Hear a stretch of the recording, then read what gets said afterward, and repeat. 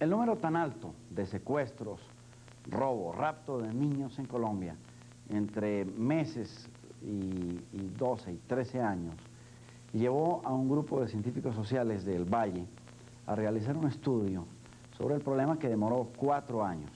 Hoy las conclusiones son sorprendentes, algo realmente preocupante. Nosotros hemos hecho 2 programas sobre el tema. ¿Cómo se llama la niña? María Fernanda. ¿Cuántos años tenía? Tenía 22 meses. ¿Y dónde fue el secuestro? ¿Cómo sucedió? La niña la sacaron de aquí de la casa. Vinieron 2 muchachas haciéndose pasar por unas primas.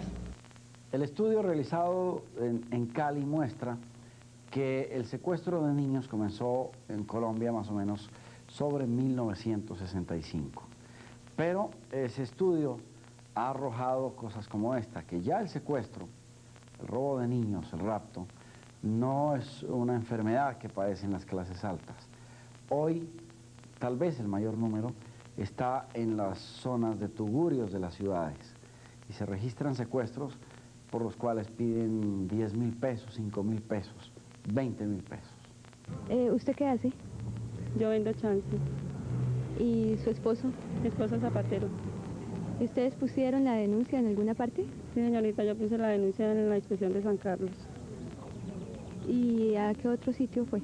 Pues yo fui al F2 y en el F2 me dijeron que ya no están haciendo cargo de casos de niños perdidos. Hoy se ha demostrado que el robo de niños no es una cosa aislada, no es un problema solamente colombiano. Está ligado a grandes mafias internacionales que tienen en Europa, en Estados Unidos, en otros países de Sudamérica, un gran mercado de bebés. Pero se ha comprobado por otro lado, en estos estudios, que algunos de los niños que son robados en Colombia, la cosa llega a ser tan aberrante que les producen mutilaciones, les producen una serie de contusiones y demás, con el fin de ponerlos a pedir limosna. Un tercer motivo de secuestro está relacionado con la finalidad de obtener un lucro de los niños. Lo hemos observado en niveles socioeconómicos bajos, en familias pobres, cuyos niños desaparecen, entre comillas, y son explotados por adultos en la venta, en limosna, ayudándoles en trabajo. Secuestro de niños en Colombia es tan grande en cifras y es tan frecuente que ya dejó de ser noticia, por eso no se registra mucho en las páginas de los periódicos ni a través de los medios de comunicación. Esto hace pensar que ya no haya, pero repito, es grandísimo. No solamente se están secuestrando ya niños, ya no, el problema no es de las clases altas, ha llegado a las clases más bajas y hay secuestros por los que piden 1.000, 2.000 pesos. Pero además del secuestro, se roban los niños, se los roban en altísima escala en nuestras ciudades para venderlos al exterior. Dado el problema, la magnitud de ese problema en Cali, el doctor Iván Valencia, nuestro invitado de esta noche, él es un psicólogo especializado en criminología. El doctor Valencia ha adelantado desde 1981 un estudio a fondo sobre este problema de secuestro y robos de niños. Comenzamos este programa con un caso muy famoso en Cali, que ocurrió hace 2 años, el caso Lipski. Nosotros llegamos a la familia Lipski gracias a la ayuda, a la colaboración de los periodistas Hernán Gallegos, de RCN Cali, y Sami Jalil, de Caracol Cali. Ellos, además de trabajar en estos temas, hace un par de años hicieron una campaña muy grande pidiéndole a los padres que no perdieran de vista a sus hijos, ni en supermercados, ni en los sitios de diversión de la ciudad. El caso Lipski es el siguiente: una niña se perdió de sus padres en un sitio donde había mucha gente. Nunca apareció. A través del relato, vamos a presentar ahora unos apartes del relato que hace el padre. En la introducción de la entrevista, lo que no va a salir en este momento es cuando él cuenta, deja ver la negligencia de las autoridades colombianas que hicieron perder los minutos y las horas más importantes para haber encontrado a la niña. Estos son apartes de la entrevista con el señor Lipski, padre de la niña perdida. Entonces fuimos a la estación, al F2, allá nos preguntaron que si teníamos dinero. Yo pensé que la pregunta tal vez iba a conducir a que si teníamos dinero para que posiblemente nos pidieran un rescate, ¿no? Pues, ¿cuál fue la sorpresa mía cuando le dije que no teníamos dinero? Y entonces, tranquila y dulcemente volteó la espalda y no nos atendió. Ya después, gracias a la colaboración que nos prestó los medios de comunicación, pensé hablar de escrito, la televisión también, gracias a esa presión sobre las autoridades, entonces ya se interesaron un poquito más en el caso. Pero los minutos, las primeras horas, fueron las más importantes, fueron las más valiosas, esas se perdieron. Y se perdieron tanto y el resultado está en que ellos no han obtenido ninguna pista, absolutamente ninguna, fuera la que nosotros les comuniquemos a través de una llamada o a través de alguien que nos cuenta algo, ¿no? Extraoficialmente. Nosotros nos transmitimos a ellos para que ellos lo investiguen, pero fuera de eso no han obtenido nada más. ¿En qué trabaja usted? Yo estoy trabajando en una empresa que se dedica a la fabricación y ventas de tintas para todo lo que es arte gráficas. Llevo ahí más o menos 1 año y medio. Ese empleo me ha ayudado bastante porque pues, me ha ayudado a disiparme, ¿no? Y a ubicar la mente en otras cosas, porque si no, pues fácilmente uno puede perder la razón si no tiene algo en que ocupar su mente y algo grande como es nuestro Señor en que aferrarse, en que tener fe. El recuento que hizo el señor Lipski del secuestro de su hija o de la pérdida de su hija en el último minuto y medio yo creo que no muestra bien el drama que están viviendo centenares de padres de familia en Colombia. Y hemos escogido esta segunda parte que muestra lo que significa que derroben a uno un hijo. Bueno, ¿y cómo ha sido, pues parece obvia la pregunta, pero cómo ha sido la relación o pues sí, su vida aquí en el hogar, la de su señora, la de la niña, después de que se perdió Raquel? Todo íntegro, todo cambió. Cuando te digo todo, quiere decir todo. Ya los motivos que antes para nosotros eran de suprema alegría, como ver un niño sonreír o verlo jugando, ahora son de tristeza. Ya las salidas que nosotros salíamos a una vuelta son también de tristeza. A cada instante los detalles más mínimos se convierten para nosotros en recordatorios grandes de que en nuestro hogar no falta un ser indefenso. Tú debes saber que toda despedida es dolorosa, pero no es dolorosa porque sea una despedida, sino porque es un cercenamiento. Se tiene uno que separar de algo querido. Lo nuestro fue tan de improviso, fue tan brutal, fue incruento, pero realmente quizás si hubiera sido una herida que emanara abundante sangre hubiera sido menos doloroso. Fue quizás tan espectacular, por decir algo, ¿no? Que aún hoy nosotros a veces pensamos que es una pesadilla, que es un mal sueño, porque cuesta trabajo creer cómo se puede robar un niño. Es algo que a uno no le cae. Está bien que se roben un carro, una bicicleta, pero que se roben un niño totalmente indefenso, una carita angelical, una persona que nunca no se le ha pasado por la mente hacerle daño a nadie. Es algo que únicamente lo hemos podido soportar con la ayuda y con la fortaleza que nos da nuestro Dios, porque de resto no hay ninguna explicación. Tiene que ser una mente enferma, y a pesar de eso, las mentes enfermas también sienten. Entonces, todo ha cambiado, nuestras relaciones con los demás han cambiado. En el momento hay centenares de niños, bien secuestrados o bien robados, en Colombia. La directora asistente del enviado especial Margarita María Henao, en colaboración con el doctor, han conseguido al azar algunos casos en Cali. Este es un ejemplo que les voy a mostrar a ustedes la cantidad de niños que hay secuestrados en el país. Dentro de las investigaciones que usted hizo con la gente que habló, ¿usted conoció otros casos de secuestro de niños o desaparición de niños? Sí, bastantes casos. Incluso cuando Raquelita se perdió, por ahí se oyeron rumores nunca nada oficial porque la policía no lo aceptó, de que han 60 niños perdidos. Nosotros nos haremos enterados, digamos, de unos 12, 15 niños perdidos. Algunos de ellos, gracias a Dios, terminaron bien, regresaron a su hogar, pero otros hasta el día de hoy también continúan con sus hijos desaparecidos. Ahora nos enteramos de eso porque los padres nos llamaban a nosotros, en vista de que nosotros hemos tenido oportunidad de tener acceso a los periódicos, a la televisión, a la radio. Entonces el papá que no ha tenido esa oportunidad llamaba a nosotros para que nosotros apoyáramos a las autoridades para que le pusieran también cuidado al caso de él. Entonces así era que nos enterábamos. Aquí en el barrio La Primavera, ¿se han perdido otros niños que usted sepa? Sí, se han perdido 4 niños más, 2 niñas y 2 niños. Señor juez, ¿cuántos procesos de secuestro de niños se están adelantando en los juzgados de circuito de Cali en este momento? Bueno, en Cali, en los 18 juzgados penales de circuito, se están tramitando 175 procesos de secuestro. Como había dicho en el comienzo del programa, el doctor Iván Valencia, psicólogo especializado en criminología, hizo un estudio a fondo de este problema. ¿Qué lo llevó a usted, doctor Valencia, a estudiar este problema?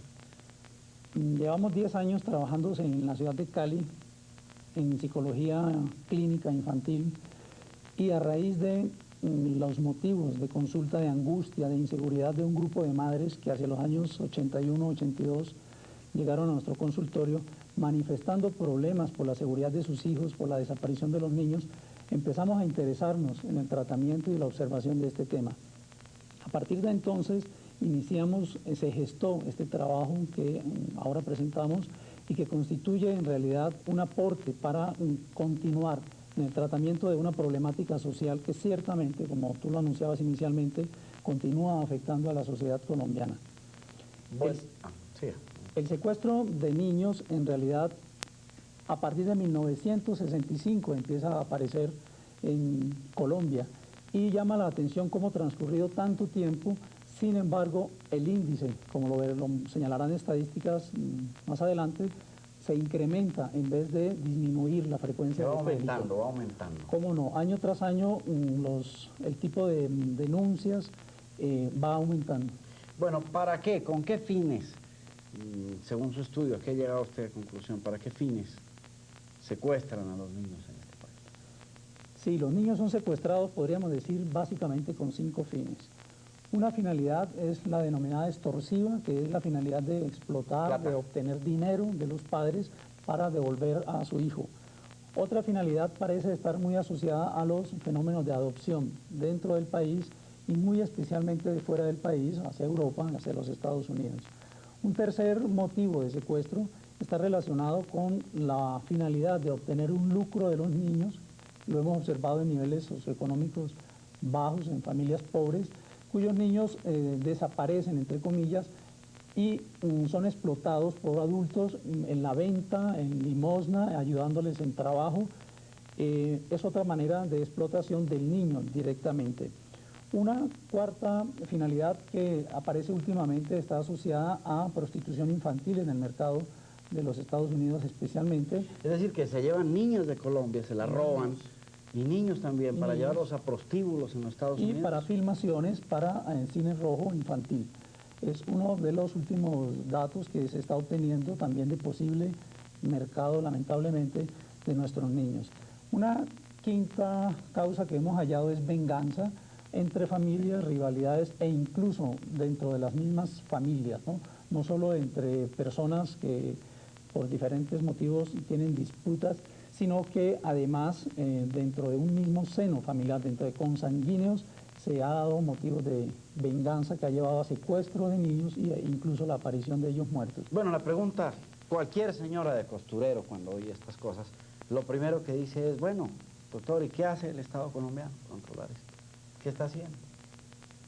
Bueno, el Estado prácticamente hace 48 años, desde que en el Código de 1936 estableció jurídicamente el del secuestro como delito, está aportando una base legislativa sobre la cual puede operar para sancionar a las personas que caigan en este tipo de delito. El Estado ha creado también una jurisdicción especial para el tratamiento de este problema. Se ha creado mecanismos represivos y grupos especiales para combatir la extorsión y el secuestro por parte de policía y por parte de ejército. La policía judicial también desempeña actividad muy importante en la investigación de estos delitos, pero hay que mencionar que este tipo de delitos es realizado por personas que conocen muy bien cómo operar y conocen las sutilezas y las formas de evadir la misma justicia de la ley. Eso le iba a decir, ¿qué tipo de personas secuestran niños en Colombia? Sí, nosotros tenemos conocimiento de delincuentes comunes que se asocian, no muy bien planeada muchas de sus actuaciones, que los llevan incluso a captura, pero delincuentes comunes que con fines de extorsión secuestran menores de edad. También hemos encontrado entre los secuestradores una referencia en algún autor relacionada con grupos subversivos. La verdad es que no hemos encontrado solidez para secuestro de niños en grupos subversivos y sí respaldando las organizaciones, incluso de tipo internacional, con contactos dentro de nosotros. Es decir, mafias internacionales. Mafias internacionales dedicadas, sí, al tráfico de niños. Otro grupo de personas que secuestran lo hallamos lamentablemente entre familiares de la misma víctima, de las familias víctimas, y conocidos de la familia. Es un hecho común que cada caso de secuestro, incluso en adultos y en niños también, por supuesto, se ha hallado que hay personas conocidas y familiares, como lo estoy mencionando, vinculados a este proceso. Bueno, no sé si queda claro el estudio o que han encontrado en la investigación, que los grupos subversivos secuestran niños o que no los secuestran. No, que incluso hubo un pronunciamiento hace años por parte de la policía en que se descartó que había en la parte de secuestro de niños vinculación a este tipo de actividad delictiva. Este fue un dato que yo tomé de un medio de comunicación, pero no existe un pronunciamiento oficial, la verdad, al respecto. Bueno, las víctimas de estos secuestros son ¿en qué proporción ricas? ¿En qué proporción pobres? Inicialmente la proporción de niños secuestrados pertenecía a niveles altos, pero hubo lo que se llama en criminología la imitación delincuencial y otros grupos delincuenciales empezaron a llevar estos estratos medios y a estratos bajos, a familias pobres, como se ha podido constatar en Bogotá, en que en el sur existía una banda que llamaban los Pingüinos del Sur, que incluso secuestró a un niño por el cual pedía 50.000 pesos. Conocemos casos en Soacha de secuestro hace unos años de un niño cuyo padre tenía por profesión carpintero. Y así encontramos una gama amplia, pero lo grave es que ha habido un descenso en el nivel cronológico y económico, lo que lleva a que toda la familia colombiana se sienta amenazada por la posibilidad de que su hijo llegue a ser secuestrado. Ya no importa el dinero, lo que interesa parece ser en este momento es la edad del niño y la extorsión y el tráfico.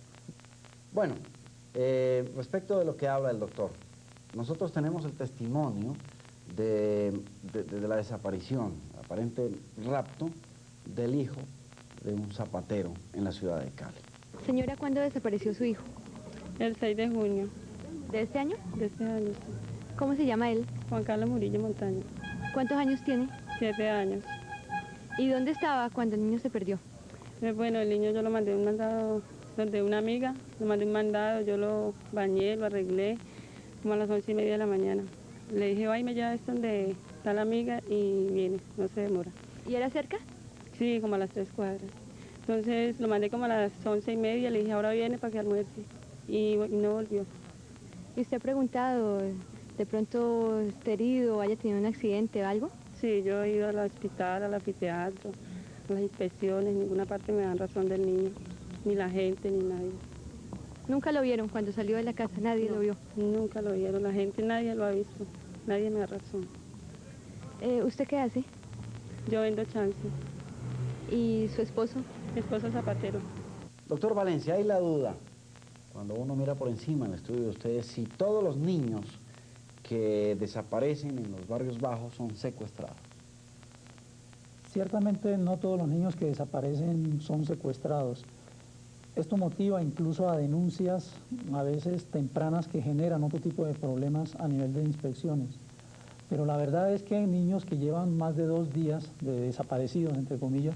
Hay la sospecha de que están asociados a problemas de secuestro extorsivo, o sea, con fines de obtener dinero, o a secuestro de tipo simple, con fines de pedir limosna, como mencionamos antes, por ejemplo, o el más grave y el que no se percibe tan claramente, que es el secuestro con fines de tráfico internacional, que como lo anunció incluso la agencia EFE hace unos años, padres de países del tercer mundo son forzados a dar sus hijos en adopción y de alguna manera son seducidas, digamos, las familias para que sus niños sean entregados.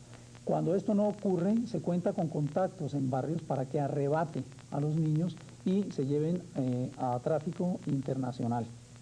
Bueno, yo hablaba que en Cali, el problema es de todas las ciudades, pero en Cali, yo repito, Hernán Gallegos y Sami Jalil de RCN y de Caracol, yo creo que era tan grande el problema al comienzo, ahora es más grande, que hicieron campañas completas para avisar a los padres que cuidaran a sus hijos. Pero ya que toca usted el problema internacional, yo creo que vale la pena incluir aquí una parte de la entrevista con el señor Lipski. ¿Supo de algún niño que hayan sacado del país? Sí, recuerdo el caso de un niño que lo secuestraron y se lo llevaron para Venezuela. Apareció en Venezuela, el niño se llama Ernesto Campo. El papá de él trabajaba como vigilante en un barrio aquí en Cali, Puente Palma. Entonces nos hizo una llamada para que lo ayudáramos porque había recibido informes de que el niño posiblemente estaba allá. Uno de tantos informes que él había recibido. Entonces nosotros nos pusimos en contacto con un amigo, varios amigos que se nos ofrecieron, radioaficionados que nos ofrecieron a prestarnos ayuda. Entonces por medio de los radioaficionados constatamos con las autoridades de Venezuela, de ese pueblo de Machiques, y resulta que sí, que el niño estaba allá. Entonces después de eso ya se quedaron de hacer los contactos, se habló con la alcaldía, se habló con la gobernación, hablamos con una emisora que colaboró y el niño lo trajeron de regreso aquí a Cali. Se vino junto con la cónsul de Colombia en Venezuela, en el pueblo de Machiques, Margarita Gómez, llamada ella. Eso pues fue mucha felicidad para esos niños y causó mucha alegría en todo el pueblo caleño porque realmente todos han estado a la expectativa de estos casos. Han habido otros que, como te digo, que no se ha sabido nada de ellos, que se han perdido y perdidos quedaron. Y van los padres a colocar el denuncio ante las autoridades y no lo reciben. No me explico por qué, aunque pienso que quizás para ellos es mala propaganda eso, ¿no? Que aparezcan en sus archivos tantos denuncios de niños desaparecidos.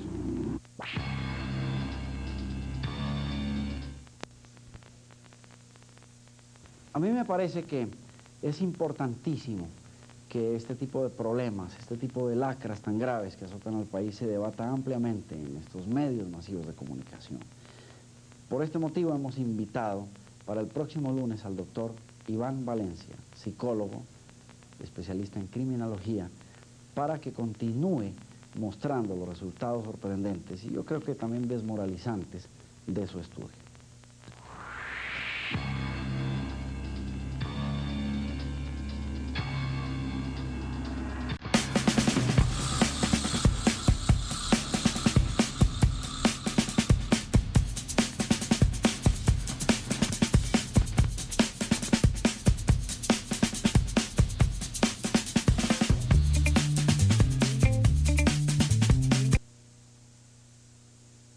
Hoy nuevamente el tema del robo, el secuestro, el rapto de niños y el mercado internacional de bebés.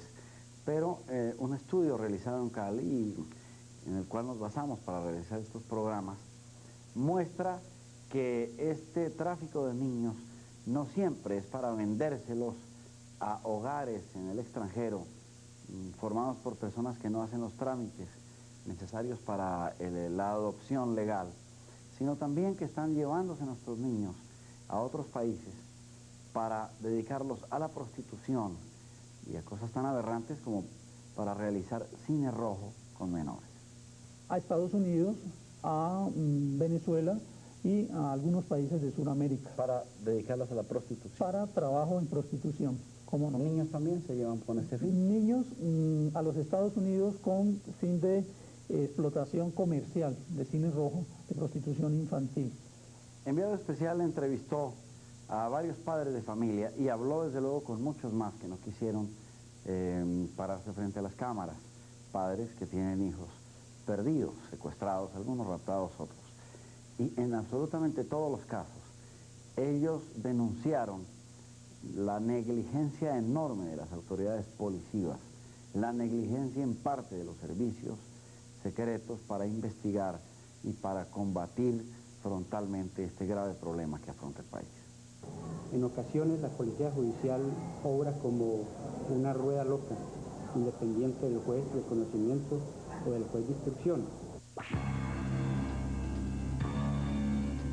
Un programa sobre el tema de robo, secuestro de niños, al cual hemos invitado, esta vez también al doctor Iván Valencia, del Valle del Cauca, psicólogo, especialista en criminología, quien ha adelantado un estudio muy serio durante los últimos 4 años sobre este tema.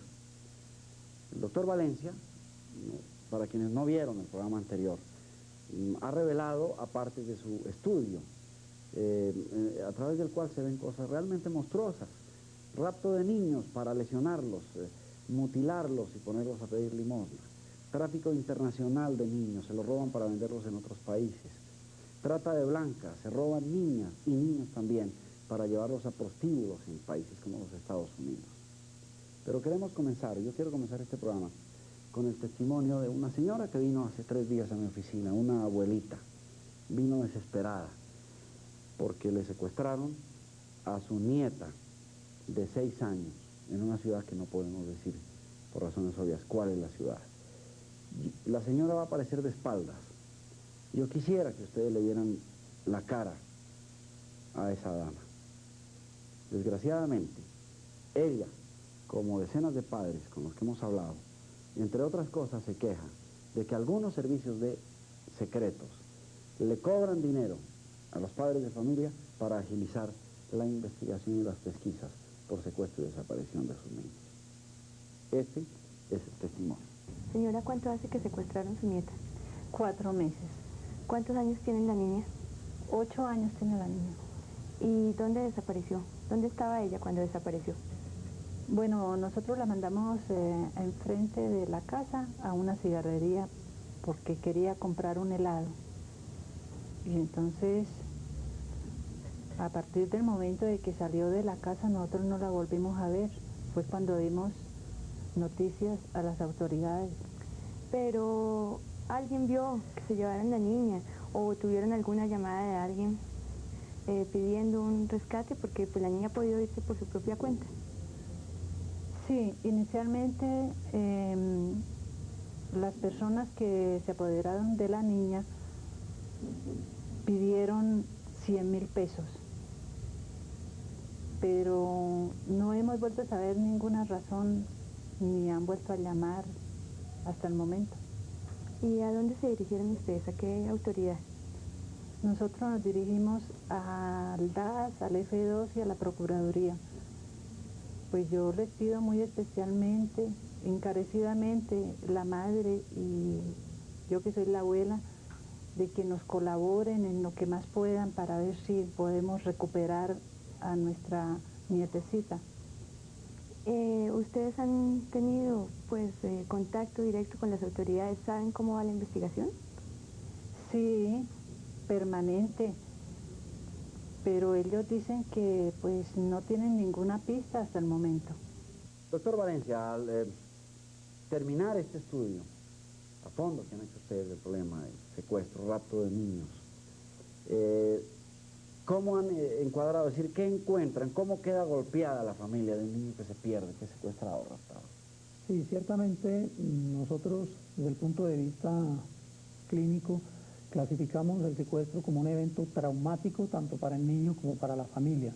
Quisiera brevemente mencionar que los efectos traumáticos en el niño están debidos a la manera violenta como se efectúa el secuestro, el mismo modus operandi de arrebatar en forma violenta, asociado a amenazas de tipo verbal, a empleo de armas, a la fuga precipitada, a los lugares recónditos en que se lleva a los niños y se los somete a aislamiento, de tipo torturante, por supuesto, al cambio en los hábitos de los niños, al cambio en las figuras. Por ejemplo, cambio de hábito, ¿qué costumbre le cambia? Por ejemplo, sus alimentaciones, sus horarios de acostarse, de levantarse, su recreación, la comunicación con las personas de su medio. Nosotros conocemos que existe la ansiedad ante el extraño desde los 9 meses. Indudablemente un niño preescolar, que se está dando también desde el año y medio de edad en adelante los secuestros, bueno, y de meses, son niños que extrañan el protector y el cuidador. Desde allí empieza el evento traumático emocional para un niño que empieza desde edad temprana a discrepar del ambiente a que se lo somete.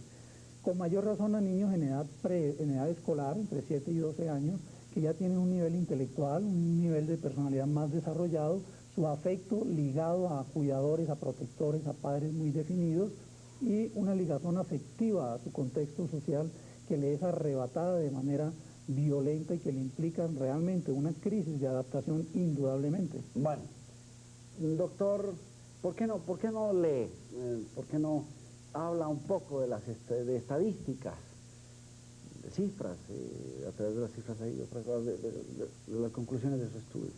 Cómo no, quisiera, sin embargo, si me permiten comentar que sobre la familia, lo que tú inicialmente comentabas, existe realmente también un trauma, que es el trauma de arrebato del hijo, que es el trauma violento en aquellas familias cuyo hijo no es recuperado, cuyo hijo no se escapa, como ha ocurrido en algunos menores, cuyo hijo no es rescatado por policía, pero cuyo hijo simplemente desaparece. Es de imaginarse la desazón, el desconcierto de estas familias. Yo le propongo una cosa, vamos a repetir aquí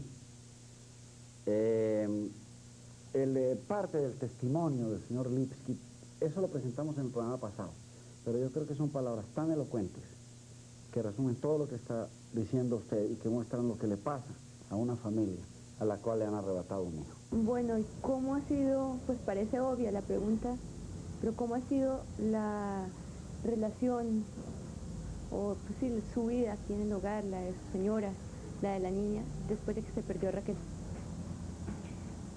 Todo íntegro, todo cambió. Cuando te digo todo, quiere decir todo.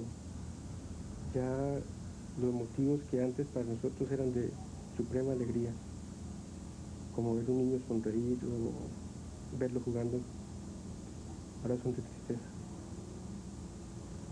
Ya las salidas que nosotros salíamos a una vuelta son también de tristeza.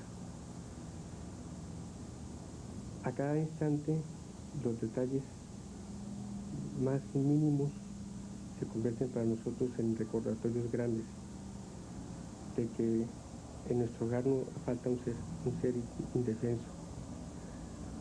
Tú debes saber que toda despedida es dolorosa, pero no es dolorosa porque sea una despedida, sino porque es un cercenamiento. Se tiene uno que separar de algo querido. Lo nuestro fue tan de improviso, fue tan brutal, fue un cuento, pero realmente quizás si hubiera sido una herida que emanara abundante sangre hubiera sido menos doloroso. Fue quizás tan espectacular, por decir algo, ¿no? Que aún hoy nosotros a veces pensamos que es una pesadilla, que es un mal sueño, porque cuesta trabajo creer cómo se puede robar un niño. Es algo que a uno no le cae. Saben que se roban un carro, una bicicleta, pero que se roben un niño totalmente indefenso, una carita angelical, una persona que nunca, no se le ha pasado por la mente hacerle daño a nadie.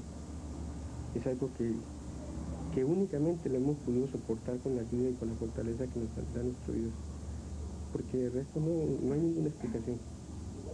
Tiene que ser una mente enferma, y a pesar de eso, las mentes enfermas también sienten. Entonces, todo ha cambiado, nuestras relaciones con los demás han cambiado. Doctor Valencia, ahora sí, ¿por qué parcialmente? Porque el tiempo no nos lo permite. ¿Por qué no dice algo de lo que revelan las estadísticas que tiene su estudio. Bien, desde 1965 al 83 tenemos registros de secuestros de niños desde 1 año y medio de edad hasta 12, 13 años aproximadamente. Los sexos se reparten realmente por igual entre hombres y mujeres, con la mayoría de los casos, lamentablemente, la estadística señala que han sido víctimas, los niños han sido víctimas de homicidio, muchos de ellos, con tiempos de secuestro que van desde 1 día hasta 103 días, lo que indica un grave aislamiento y una grave tortura en realidad para los niños, desaparecidos en diferentes ciudades del país, desde Medellín, Bogotá, en Tolima, en Valledupar, en Maicao, en Cali, en Soacha, etcétera, con solicitudes de 40 a 50 millones de pesos hasta 40 y 50 millones de dólares por ciertos niños, y causantes, delincuentes comunes, familia y algunas bandas. Bueno, pero hay especializadas en secuestros esto. en los que se han pedido 10.000 pesos. una cosa Pero así, ¿no? encontramos secuestros a nivel bajo de clases pobres que se ha solicitado menos cantidad, pero la verdad es que estos no aparecen registrados en la estadística que vemos. Bueno, antes de continuar adelante, ¿qué quiere decir, por ejemplo? ¿Qué revelan las edades? Pues cuando se secuestra o se roban un niño o una niña de 13 años, ¿para qué tipo de delito la llevan? Correcto. Nos indica en primer lugar el periodo de vulnerabilidad en que están los niños para ser víctimas de Quiere eso. decir que cuando tengan 12 y 13 no se escapan del rastro. No se escapan. Y en el caso de niñas la sospecha es de que está asociado a tráfico, a trata de blancas. Y que niñas de 12 y 13 años indudablemente se las roban asociadas. para llevarlas a dónde, a qué país. Conocemos a Estados Unidos, a Venezuela y a algunos países de Sudamérica. Para dedicarlas a la prostitución. Para trabajo en prostitución, ¿cómo no? Niños también se llevan con este fin. Niños a los Estados Unidos con fin de explotación comercial, de cine rojo, de prostitución infantil. Cine rojo es filmar depravaciones con niños. ¿Cómo no? Sí. El otro aspecto importante a destacar es que el secuestro de niños representa un alto riesgo para la vida del menor. Estudios realizados, pues estos en nuestro medio, y comparados con unos realizados en Alemania, señalan que aquí, al igual que en aquel medio, encontramos que muchos de los niños resultan muertos como consecuencia del secuestro, independiente de los operativos que se hagan para su recuperación. Es decir, para los secuestradores definitivamente es mucho más arriesgado secuestrar a un menor que a un adulto, dadas las mismas condiciones del niño, especialmente en edad preescolar, que los niños por sus reacciones emocionales, por su salud y por otras cuestiones, se hacen mucho más difíciles de controlar. Entonces estos niveles cronológicos y estos hechos señalan la importancia de medidas que se debe tomar desde el punto de vista preventivo a nivel de las diferentes comunidades que hay en el país, y que se mire que no hay ciudades, o sea que no es solo en ciudades grandes, aunque se condensa más en las grandes ciudades, pero también se da en zonas rurales. Y allá por ahí un dato de que el 70% de los delitos de secuestro en el medio urbano, en el medio rural no se denuncian, y un 40% en el medio urbano. De tal manera que imaginémonos, la cantidad de datos que nos faltan acá. Un juez de Cali nos decía el programa pasado que solamente en Cali hay 175 demandas por secuestro robo de niños en este momento. Pero bueno, cambiando un poco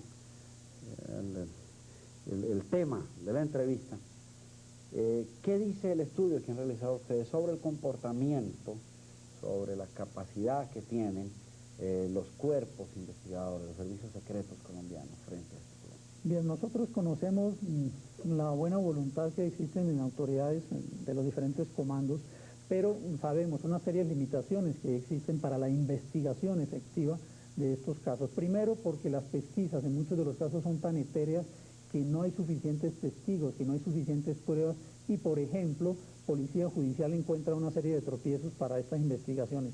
También ya cuando se han establecido las denuncias, el problema serio radica en la coordinación que existe entre las acciones de Policía Judicial y las acciones de los jueces respectivos a quienes corresponde la investigación de estos casos.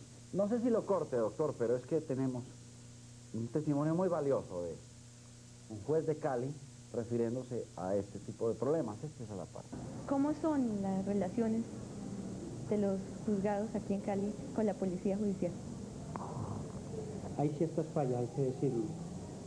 En ocasiones la policía judicial obra como una rueda loca, independiente del juez de conocimiento o del juez de instrucción, cuando quiera que siempre debía estar a las órdenes del juez de instrucción o juez de conocimiento. Muchas veces hay decisiones que fracasan porque la policía judicial toma esa iniciativa de hacer las indagaciones policías y muchas veces el juez está lejos de saber lo que están haciendo. Dan unos informes donde dan cuenta de personas que han sido capturadas y han confesado la ilicitud. Pero encontramos frente al grave problema que una vez que esas personas se ubican dentro del proceso penal, comienzan a retractarse de esas confesiones, alegando estructuras morales o físicas.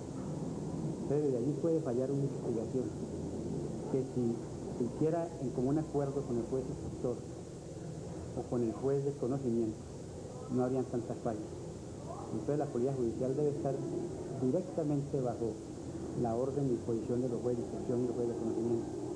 A este testimonio yo quiero agregar algo que se me pasó por alto al comienzo del programa cuando hablé de los servicios secretos, servicios investigativos. 6 padres de familia quienes han secuestrado o raptado hijos me dijeron que los servicios, algunos servicios secretos, les han exigido dinero para comenzar a investigar o para agilizar estas investigaciones. Cuando no les han dado dinero, se han empantanado los casos. Pero ninguno de estos 6 padres de familia aceptó venir a sostener ese testimonio aquí, ya no por miedo, según ellos, a los secuestradores, sino a las represalias posibles de estos cuerpos de seguridad sobre ellos. Doctor, para continuar con el programa, ¿qué valor o qué pasa con el testimonio de los niños durante los juicios, durante las investigaciones? Bueno, hay 2 criterios. Algunos opinan de que no tiene mayor validez dada la fantasía del niño y la tendencia a mentir. Otros opinan que, según el sano criterio del juez, pueden ser tenidos en cuenta. Nosotros, desde el punto de vista criminológico y como psicólogos, compartimos que el niño puede su testimonio ser tenido en cuenta e incluso en ciertos casos la justicia puede auxiliarse de sus auxiliares, psiquiatras, psicólogos, a fin de hacer los peritazgos que den más solidez para el juicio que haga el juez al respecto. Esto entonces entorpece un poco las investigaciones. Por supuesto que muchas veces, por supuesto, entorpece y lleva a que las investigaciones se queden empantanadas, digámoslo así, como ha ocurrido con el caso de la niña Lipsky y con otros casos que llevan más de 2 años sin recibir información ellos sobre cómo van los procesos. Bueno, nosotros tenemos aquí 2 testimonios grabados, uno de una ex juez superior y otro del señor juez de Cali, que muestran esa disparidad de criterios. Doctora, el testimonio de un niño tiene valor ante la ley. Tiene pleno valor ante la ley como cualquier otro testimonio. La única diferenciación que hace la misma ley es de que al menor de 10 años no se le toma juramento, al mayor de 10 años se le toma juramento, pero tiene el mismo valor probatorio que cualquier otro testimonio. En la práctica, los jueces tienen en cuenta esos testimonios de niños de 7, de 8, de 9... Se tienen en cuenta, y aún más, en veces al niño no le da miedo entrar a un juzgado y testificar la verdad.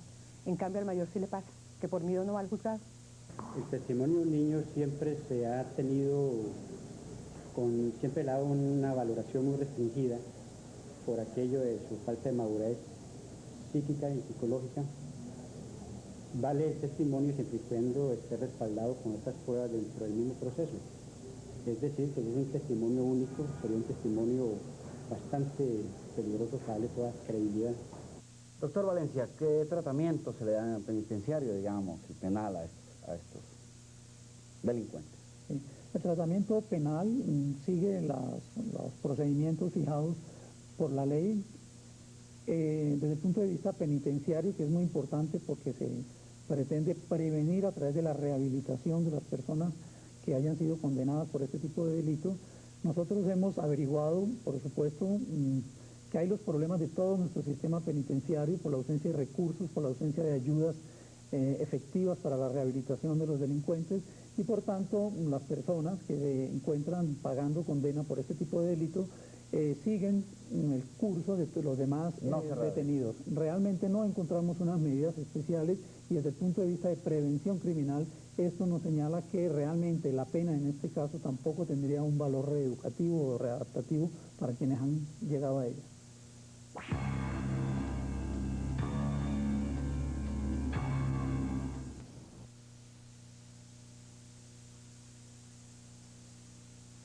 El próximo lunes a las 10:30 de la noche, otro tema de palpitante actualidad.